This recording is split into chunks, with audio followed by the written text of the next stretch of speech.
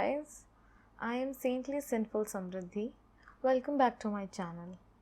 Today I'm going to talk about a very serious topic. This year has been very depressing and emotionally tiring for so many people, and that is for so many reasons. And one of the main reasons is so many deaths that COVID has caused.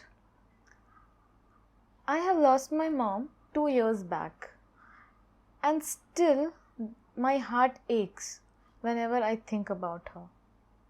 So today I want to help people who have lost their loved ones during these hard times. At least in my case, I was mentally prepared because she was suffering from cancer from more than a year and a half. So still I had in back of my mind, I knew that this is gonna happen. But this sudden deaths of people in pandemic have made me realize that maybe if I can share how I cope up with these things, so many people can also help themselves to come out from this depression. And it can be really depressing. Not only depressing, sometimes we feel guilty, sometimes we are angry that why this is happening to us. And there can be so many mixed emotions that we feel. And it's so hard to differentiate what has happened to us. Like, it is very different kind of scenario that I can't even explain in words. See, the first thing that everybody says is give time, because time heals everything. But thing is, I won't say that time would fill in that void that your loved one has created, but it will surely make the box that in which that person was there and that void is there bigger, and there will be so many other things you will be dealing, and that box will grow bigger and that void will seem to be smaller. The best thing you can do is talk to somebody. But in these scenarios, there are so many people who cannot talk to people and express what they are feeling. So best thing you people can do is write it down, write letters, or maintain a diary that how you feel, because letting out the emotion is very important in this kind of scenarios. The other things that will help you to come out of this easier is keep the small memories that you have of your loved ones. Join in the rituals, share your grief with your family and loved ones. This definitely will help a bit. But the thing with grief is people have their own style of dealing with griefs. Some people write in letters, some people write quotes or a letter to their family on social media, and somebody like me who makes a video about it. So these things are common, and please do not judge them on that, because that is their grieving period and they are doing it because they need to let it out. So let them do whatever they want. So next time if somebody posts such posts, make sure you're compassionate towards them. Do not judge them. Well, there are no golden rule book that you should follow when you're grieving. But keeping yourself busy in a positive manner always helps. Cultivate some good hobbies like painting or working out in gym, which will help you to calm yourself and help in a better way to deal with such things. You can also meditate or do yoga if you are not feeling that good. During this time, the worst thing a person can do is get into bad habits. Do not cultivate some wrong habits that you will regret later.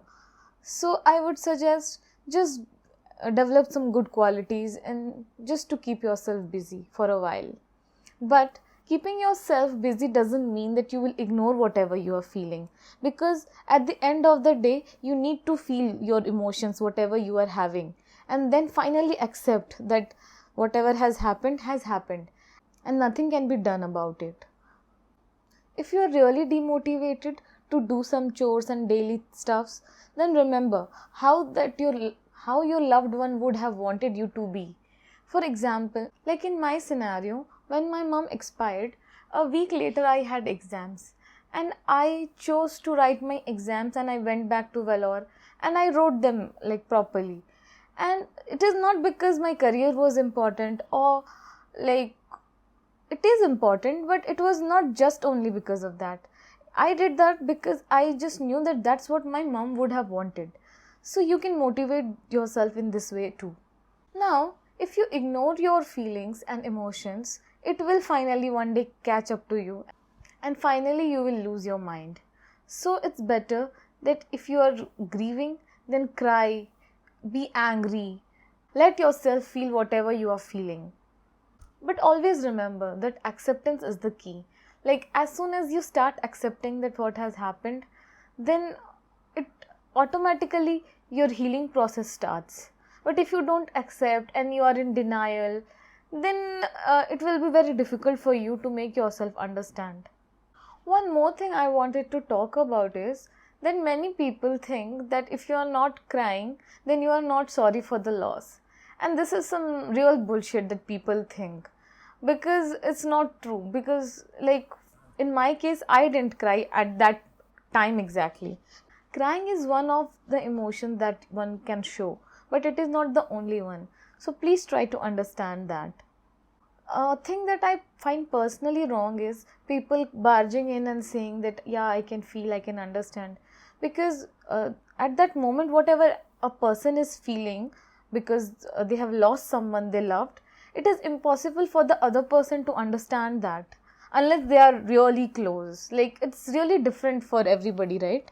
Because what kind of relationship I had with my mom is not same as the relationship my father had.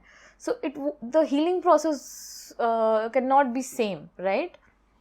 And then few people also think that a grieving period should be at least of 1 year. This is also not true. Like, it doesn't come with a time range that in this time you should have been, like, you would have grieved enough. It is not like that. For everybody, grieving process is different, and it may take 3 to 4 days for someone, and for somebody else it can take years to heal.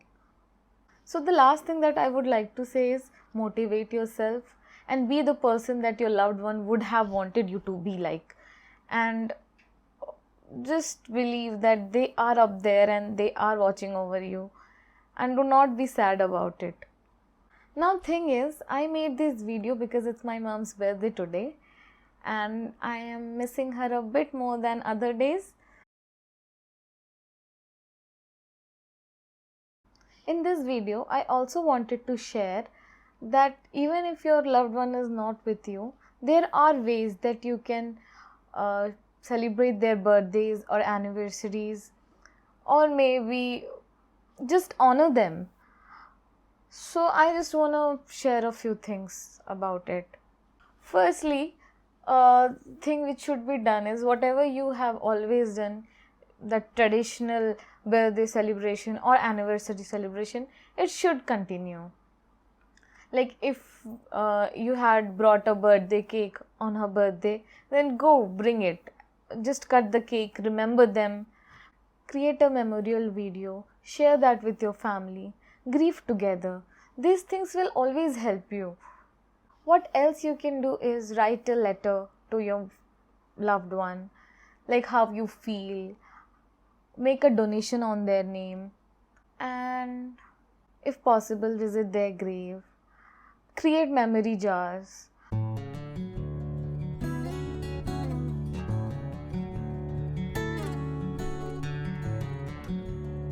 Do not let that memory diminish. Celebrate their life. Always remember that it's always a joyful moment that they have taken birth in your life. And just because they are not here right with you doesn't mean that you have to be all sad and gloomy. You need to move on with your life and still remember them and honor them for whatever the part they were in your life. So with that, I would just see off because right now I'm getting a bit sentimental. Stay happy and take care of your family. Bye bye.